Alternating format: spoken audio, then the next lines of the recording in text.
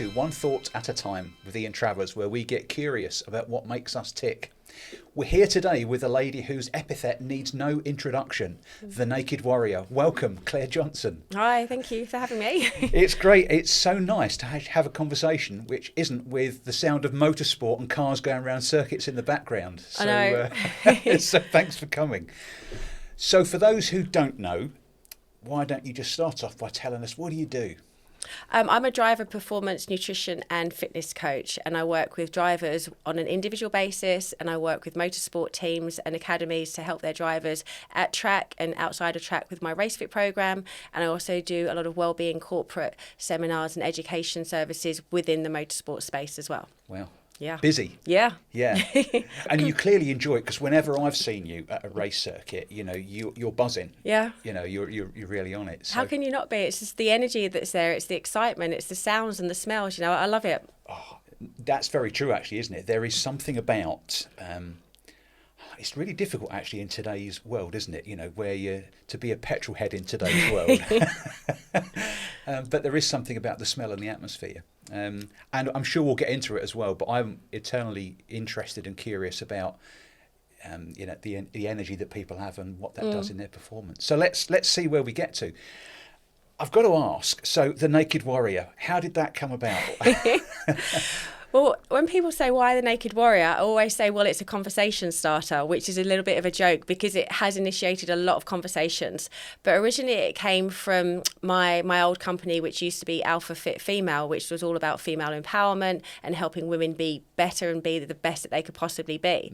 Mm-hmm. And then I evolved and moved that into being the Naked Warrior to make it more accessible and not too elitist, and bring it out about being real, being raw, being genuine, being strong, being fierce, being feminine, and bringing that together, and then just helping people feel empowered and that they can be true to themselves and be strong and vulnerable at the same time. I really like that. And also it's catchy, isn't it? It catches the eye as well. So how did you end up doing that? Tell us as far back as you want to go. But what's the journey? How do you become in this amazing job that you've got now? I've been within health and fitness for 20 years. About 20 years. I'm not going to say anymore because then you'll know how old I am. But I've always been interested in, you know, physical performance and the mental side of things as well, and the mindset around training and nutrition habits. And, you know, I've worked with a lot of people internationally, both here in the UK and also Australia and New Zealand. And, you know, I saw a lot of things, and a lot of people got results once they switch their mind on and they overcome the limiting beliefs within that. And then obviously, like I said, it got a lot more into the female empowerment side of things. And then fast track about 15 years, we had COVID and lockdown. And then I published my second book, which was The Winning Formula, Discovering Your Secrets to Being Alpha Female. And within that, I interviewed females in sport who were at the top of their profession and who were doing what they loved, but in a traditional male environment. So obviously within that, I had a couple of motorsport drivers as well. I had Penny Mallory, who was an ex-rallycross champion, and she's now known as the UK's toughest mindset coach or mental toughness coach, and a lady who is the first ladies of Hot Wheels Monster Truck from the States. And she was actually the inspiration for the book, because I took my son to go and see the Monster Truck show. And I was like, wow, look at her. She's like literally on fire and she's loving what she's doing. She's a tiny little redhead thing. And she was driving these massive big trucks and she was the only woman there. And I thought, how did she do that? And then it inspired the book. So, you know, I interviewed Gabby Logan as well. She was the first lady to broadcast a live football show. Had Charlotte Edwards in there, the England cricket captain. Claudia MacDonald, who was in the rugby team for England as well. So all of these women who were doing what they loved. So I interviewed them to find out what was the common links with them, and created a guide for the readers to see, okay, so if you want to follow your passion, then how do you do it? How do you become alpha female? Which is a kind of a word that I've adopted, which I'm sure we'll get on to shortly. There's so much I want to unpack already. I know. And so then the book got published just as we were coming out of lockdown. And, you know, one of the only things you could really do at the time was to go karting. So I was going down to my local karting track, and I wear a bright blue race racesuit, and all branded up as well. And then I got noticed for being quite fast, and I was asking if we could do a book launch for the book and have a community event to bring more females onto track, get them inspired, and bring them into something positive. Obviously, after coming out of lockdown as well. They then asked me if I could be a ambassador and a role model to get more women into motorsport and on track. They asked me to be a BIKC ambassador and actually compete in the British Indoor Karting Championships. Brilliant. So I said yes, which I did, and got through to the local finals as well, which was a very interesting journey. And again, it brought out more of the drive and the passion for what I wanted to do, is to get more women into motorsport, because I was probably the only older female there and the only female as well. And then from there I started working with Formula Women as their lead nutritionist in 2021, and I was on the health and fitness team doing all of the fitness assessments. Started training a lot of the females that were coming through for the competition, which is all about getting a beginner female out on track.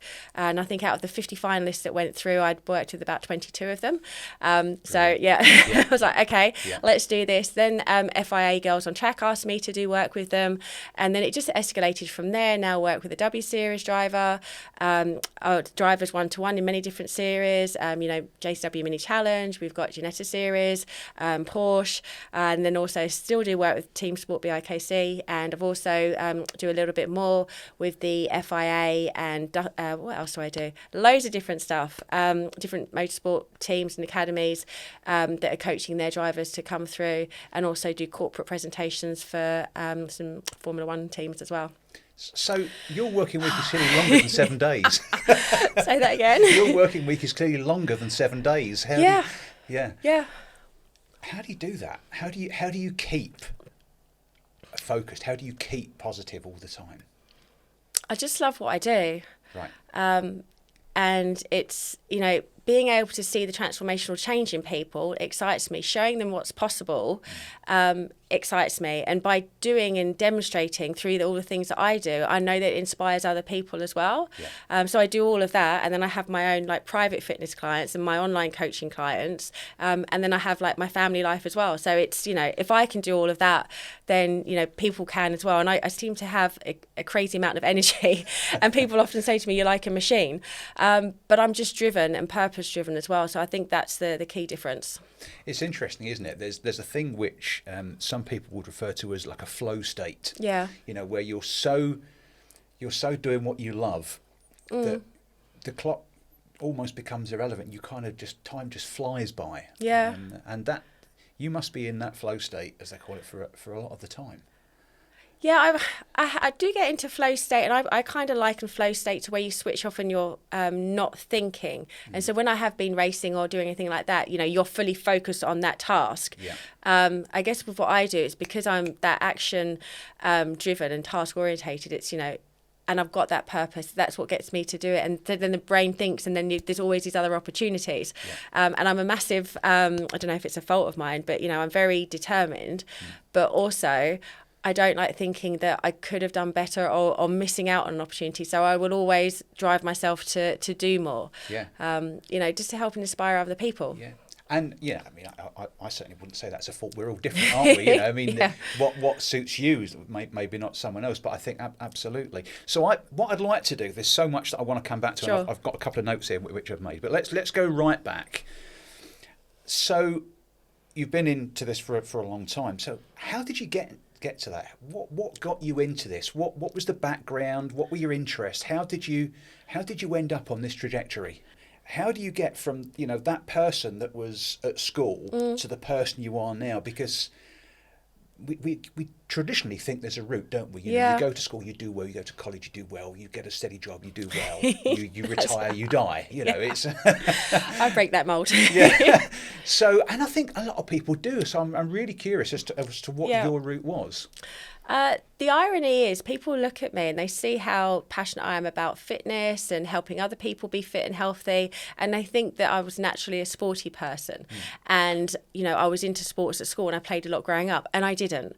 I was the girl at the back of the room, and I was writing notes from my mum, forging notes to get me out swimming because I hated it. Yeah, I think she did know about that. But I left school.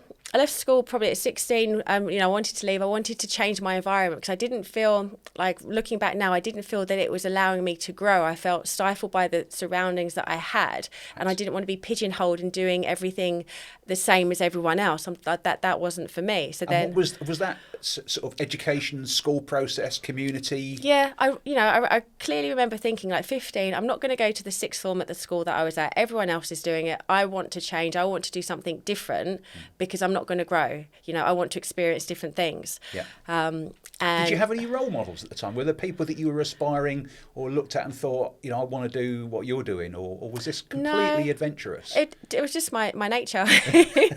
And I just knew that I wanted to change. I didn't want to be there. I didn't want to be around the same things that weren't going to challenge me or teach me things new. And I've always had a massive thirst for knowledge and wanting to learn and experience new things. So I left school, went to college, actually trained as a legal secretary, did all the law education and qualifications, did that for about 3 years in and out of London commuting. And I got to a point, I'm like, this isn't for me. I'm too stationary. I'm too chatty. I need to be moving. I need to be physical. And that's when it more evolved into, then becoming teaching aerobics, personal trainer, gym management, health club lifestyles. And then I moved over to Australia and I lived in Sydney for 7 years. And whilst I was in Sydney, I worked with a company which was the largest personal training organisation within Sydney. So I did many different roles there, training the new trainers coming in, looking after their franchise development. So it was still within the health and fitness industry in a fitness-based like corporate company. And I was still doing my teaching. I also competed myself in female bodybuilding, like figure competitions. So it's always been part of what I do. Right. And I just love it. I don't feel like I function right if there's not movement and, fitness in my life, really. It's interesting because I think a lot of people will look at people doing what they perceive to be really exciting stuff, and maybe almost think, I'm never going to be able to do that because I am, training to be this or training to be that. So I think it's really important for people to hear that, you did train in that role, and then changed, because it's okay to change, isn't it? Yeah. So the other thing I'm interested about, so you race yourself, as you said in karting. Tell me a little bit about your thoughts on. Do you think it's important to, if you're coaching in a space? I mean, particularly, I suppose what you're doing is driver performance coaching. Do you think it's really important to have personally competed or have some involvement in that industry to make it successful? Absolutely, I do, because it gives you the authenticity and the understanding and the empathy for what your drivers are going through. I know a number of performance coaches who have different backgrounds, who potentially don't I think I'm one of the only performance coaches who does actually race, and probably one of the only female ones there as well. So you don't necessarily need to have that, because you need to have an understanding of how the human body works and the physiological responses and how to train someone, which across the board we have all got. From a mindset perspective, it's funny because I've got into behind the wheel. I was racing at Brands Hatch once, and I got behind the wheel and I was like, oh, that's interesting. I suddenly started to feel really nervous. Oh, my hands have gone clammy. Oh, really? Yeah. And I was like, okay, wow, I was not expecting that, because I understand all the processes and I understand how to race, but then it just came over me. Then I'm like, okay, that's interesting. That's how my drivers are going to feel. So it just gives me that empathy. And I was asked recently to go to a event and be at a karting event, and I was asked to go onto track as well, and I wasn't supposed to go onto track, and I was going round and round and just trying to help the other ladies that were out on track, and I got off and I was like, I wonder what my time was, and I was third. I was like, okay, get it. But it's a part of that, being that inspirational role model and having that credibility, so people and I think it's important. Trying to be a woman in a man's world, there still sometimes is that little bit of a stigma, which gives me the confidence to know that, I do know what I'm talking about. I do know what I'm doing, and here's my proof. I'm a massive believer in action over words. Yeah, I mean, that's interesting, isn't it? I mean, a lot of the work that I do, where, you'll spend a lot of time with people talking about and thinking about stuff and, coming up with strategies and personal strategies, but you've got to go do it, haven't you? Yeah. You've actually got to do it to make a difference. Yeah. The other thing I'm just curious about, so I'm just going to jump around a little bit on my list here. talking about woman in a man's world, that kind of thing, and you use this term, the alpha female. Yeah. Can we just explore that? Because, we use the term alpha male a lot, and I think, we have a picture in our head about, what we're talking about there. What do you mean by the alpha female, and what are the parallels and differences, do you think? I use the term alpha female differently to what the dictionary or people's perceptions are of alpha male, which is interesting because you can look in the dictionary, find alpha male, but you don't find alpha female. Right. Alpha male, it's all about trying to be dominant, being the leader. Typically you'll think of a lion and its pride and the dominant side, and trying to take each other out. Yeah. And with alpha female, it's all about being the best possible version of yourself and being alpha for you. So being the best person that you can be and doing all that you can and surrounding yourself with the right people, creating the right mindset so you're empowered to go and live the best life that you can. Do you know, there's something there that really resonates with me, some conversations I've had with people over recent weeks about this thing about being the best version of yourself, because I think there's a lot of stuff out there, particularly in social media as well, where to be successful and to be your best you, actually it's almost portrayed as it's not being the best you, it's being this happy clappy positive thinking board, but actually someone's best might just be that they can walk up a set of stairs unaided. Yeah. It's very different, and I think it's really important for people to find their own best. Yeah, and it's about being authentic and doing what they want to, and being okay with saying no to things that don't suit them. So having that confidence and that empowerment, so that they're truly connected to, like I said before, their purpose and who they are. Yeah. So then they're alpha within themselves. So they're not competing with anyone. They're not feeling like they have to do things, and they're just doing what is right for them. And so when you start working with someone, how do you almost help them find out what the best version of themselves could be? That's a great question. Well, first of all, we have a look at what their goals are. And then I always listen to the language that people use, because the language lets me know a lot about where their mindset is at. And then so immediately I can see where we can make some tweaks, so then they can then go and achieve different goals, like small goals to start off with, whether it be around racing, around fitness, or around mindset. Achieve small goals first, and then they start to feel confident, and they're like, oh, I can do that, and then you actually see that physical shift, and the light bulb goes off, and they're like, okay, now what else can I do? Yeah. So it's building up that, and then the more you do that, then obviously you're just going to be improving yourself anyway. Have you ever come across any situations where you've worked with someone, or maybe you've chosen not to work with someone, where you think their aspirations are significantly unrealistic? They've got this thing that I want to achieve that, but you think, I think that's way out of what your ability is. Do you ever come across that at all?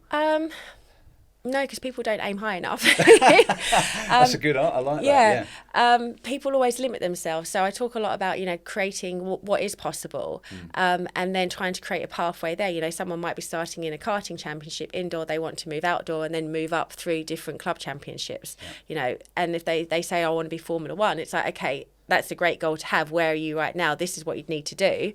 And then having a look at the logistics of getting there, and having a backup plan along the way as well.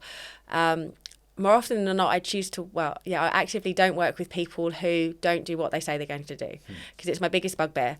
You need to be congruent, and you need to have integrity, and you need to take action. Yeah. So if I hear people saying, oh, I'm going to do this, or I should do that, or I didn't do this because, it's like, I kind of pull back and I'll wait to see what people do first, because I will work with anyone if they're willing to work for themselves. Yeah, because that's important, isn't it? Yeah. Yeah, I think the thing in this space when you're working with people is you can help them discover, but they've got to put the hard yards in, haven't they? Yeah. Yeah. On the nutrition side, this is something that, again, I've become increasingly interested in. The connection, even from a neurological point of view, between mindset and gut and what we put in our body. Just talk a bit to me about the relationship that you've discovered between what you eat and how you perform and mindset, how that all kind of links together. When you use the word mindset in terms from a nutritional perspective, I think a better word would be to say to mood, because it can influence how you feel, more than, which again, yes, it would be linking to how you think. But obviously you've got the connection that the vagus nerve that runs from the brain down through to your gut. So, that's one of the only like two-way nerves in your body. So you get signals sent from the gut up to the brain, and then the brain back down to your stomach, or gut, I should say. So we need to make sure that what we're eating is feeding our gut in a healthy way, so that it functions correctly. So then you can make sure that those signals being sent up and down are better, like for like a basic level education. But if you think about the last time you sat and you had a really, really big meal and it was quite carby or it was quite heavy and fatty, and then you just sit and it just sits in your tummy and you feel full and you feel lethargic, you automatically think, and your whole body language changes, and and you're like, I can't move, and then then you might have a little food sleep, because your body's like, I've got all this food in my tummy to digest, so it starts to switch things off so it can process all the food, and that's why you have that little sleep after eating a large meal. And you wake up from that and you kind of feel a bit brain foggy, because your body's had to work to burn off the food. So, at a basic level, like that has automatically impacted how you feel, and then you're more lethargic, you're not going to be energetic, so then that's going to impact your mood, and you're less likely to then want to go and do something, go run around or go have a workout. And similarly, if you're not fueling yourself correctly throughout the day, then you're not going to be able to perform in your workouts or your training sessions. So then you're going to start to feel a bit not as energetic, not as strong, and then that's going to trigger and think, I'm not good enough here. So it definitely all interlinks. And I work a lot with drivers at the track around how to eat correctly on race day. One of my things is trying to make, track food healthier. Yes. And teaching and educating drivers on the best things to have. And it's also about the timings of when they're qualifying, when they're racing, what are the best foods to have? Because you don't want to go and have a big, large meal and then, 30 minutes later you're out in the car and, your body's working to digest this food, and you want the blood flow and the oxygen going to your brain to keep you sharp and focused. You don't want to be feeling sluggish as if you just had a massive meal. There's a lot has changed in this space, isn't it? Because I can remember when I was first into running and into sort of running half marathons and that kind of thing. And right at that time, there was a big school of thought that says, if you're gonna do that, you've got a carb load. There's so much advice of all sorts of different types out there now. I guess what's interesting is what have you found when you're working with a driver, and it may be multiple races and lots of downtime between races? What kind of approach do you tend to recommend to a race driver, and does that have any parallels to people who are not racing? Yeah, definitely, absolutely. So, on a race day, a driver needs to be starting in the day with a meal that has like a low glycemic load, which basically means the food that you're eating isn't going to release a sharp spike in your blood sugar levels, because you don't want to have a spike and then crash. So, having something that's going to be released slowly to give you that sustained energy and also that satiety, so you feel full. So perfect would be oats with some protein powder or eggs on toast or something like that. On a race day, keeping meals small and light so that you can digest them quickly, and having snacks with like bananas are great, having a protein bar, having some things like some nuts and some dried fruit are really good snacks to keep you going throughout the day. Once you've raced, make sure that you come out and have something quickly straight away, a little bit of an energy and a protein shake. Always make sure you're hydrating correctly, and then have a good, decent, balanced meal at the end of the day, which is balanced with your good quality carbohydrates, proteins, and fats. So, based on that sounds like it's almost like a lot of small bits to keep you going throughout the day. It depends. You want to have stuff that's with you, because we all know what it's like at track. If something gets red flagged, all the rest of the races are pushed back. And there's so many other commitments that you have to do. You're going to get off of qualifying, then you're going to be analysing your data, and then you're going to be, if you've got any media things that you need to do. So it's all about making sure that you've got things that you can quickly grab, and that's one of the things that I do with the drivers. I'm constantly saying, when did you last eat? When did you last train? So the mother in me comes out. No, I mean, and I've seen you in action in that. Yeah. You're asking, well, have you had something to eat? And Yeah. yeah. As you did with me when I walked in this morning. I know. I know. It's like caring nature of me, Ian. So, sticking with the nutrition front, and I guess some of the mindset stuff as well, and thinking about the time you've spent in Australia and New Zealand as well, I just wonder what contrasts, differences, parallels you've seen with what goes on in that space there versus what you see here. I remember when I first went to move to Sydney, I was, I had this perception in my mind that it's going to be next level, a lot more elitist. And I thought, gosh, I'm going to have to up my game. And I got there, I thought, wow, no, I really don't need to, do I? I guess I was shocked and surprised. I was expecting it because obviously, you have this perception it's a lot more outdoorsy and that there would be more people living a healthier lifestyle than what there was. I think at the time when I was there, I think the UK was third on the obesity list and Australia might have been fourth. Yeah. It was something like that. Don't quote me on those. But I remember thinking, okay, there's still a lot of people here who need help and, they still had the same attitudes around food that you do over here. So there wasn't that much difference.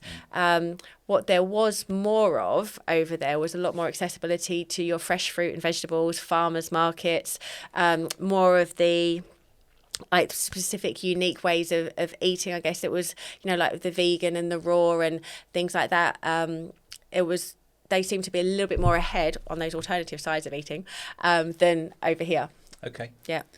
And do you think that's a space? Can you see parity arriving? Is there stuff going on there that you think will cause that balance to change, or do you think culturally there's things at play there as well? Yeah, I couldn't answer that question because there's so many things that are changing over here in current conditions that I think it skews everything when you're comparing to another place. And it's been 7 years since I lived there now as well. So I don't know how much it's changed there now. But from my time that I was there, I couldn't see anything changing massively. Yeah, it's interesting. The only thing I've observed, not having lived, but I have spent some time and have some friends and family who live in New Zealand. And not from a nutritional point of view, but from a stress point of view, it seems like in general it's a little bit calmer there than it is here. Yeah, for someone who's action orientated, it can sometimes be a bit frustrating, but you definitely do slow down. Yeah. Must admit, I got my first speeding ticket in Australia because really? Yeah, they drive in kilometres, and obviously we're miles over here, and it's slower. I was like, oh my god, wow, okay. Yeah. Yeah. The other thing I just want to come back to then, we talked a little bit about the book. So let's just go back to that. So just tell me a little bit more about the inspiration to the book, and who would you like to think is reading it? Who were you talking to who are you talking to when you wrote it? The inspiration, as I said, came from seeing Rebecca Snell jumping around, just living her best life, jumping around next to a monster truck. And then looking to find those similarities and sharing their stories and their journeys.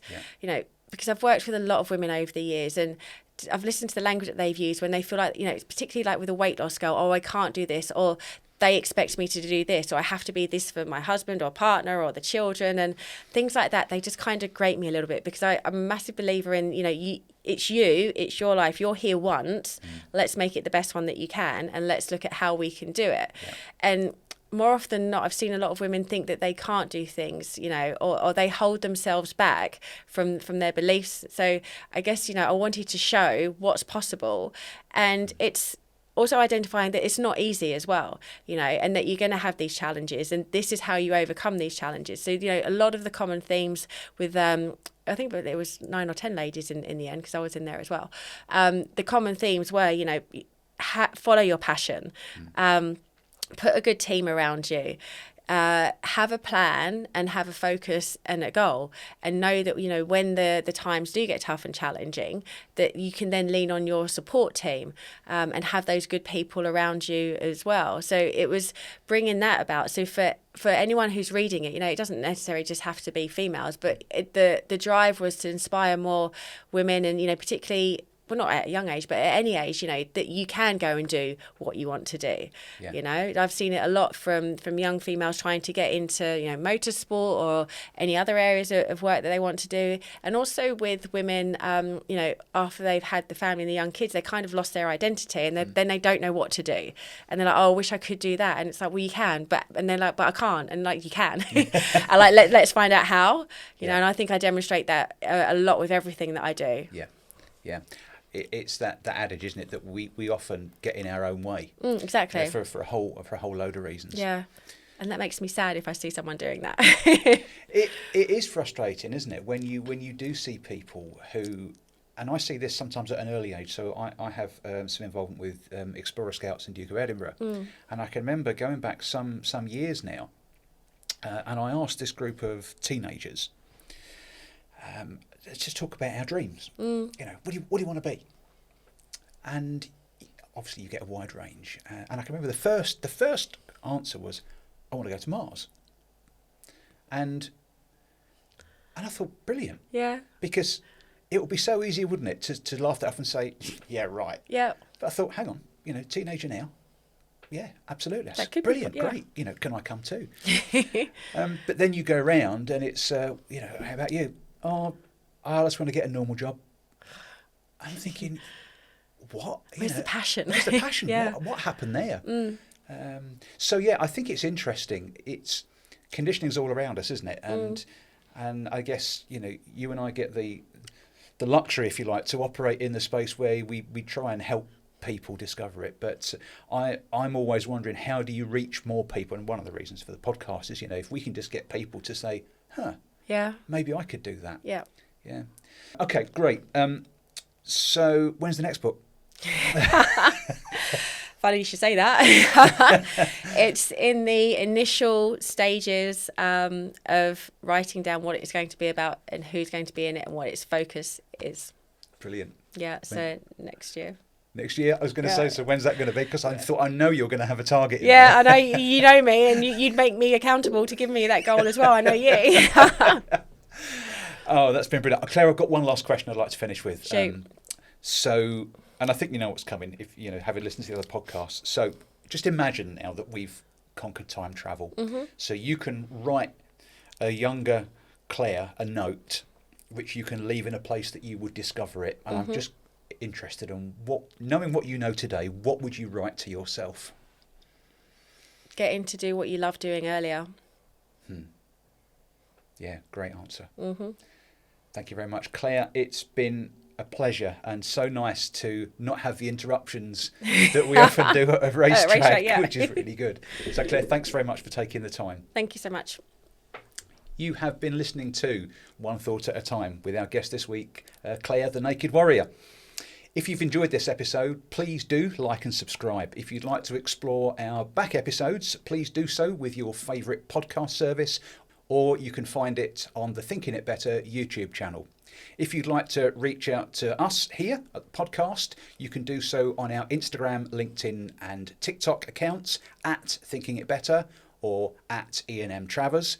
And if you'd like to reach out to Claire, our guest today, you can get Claire at...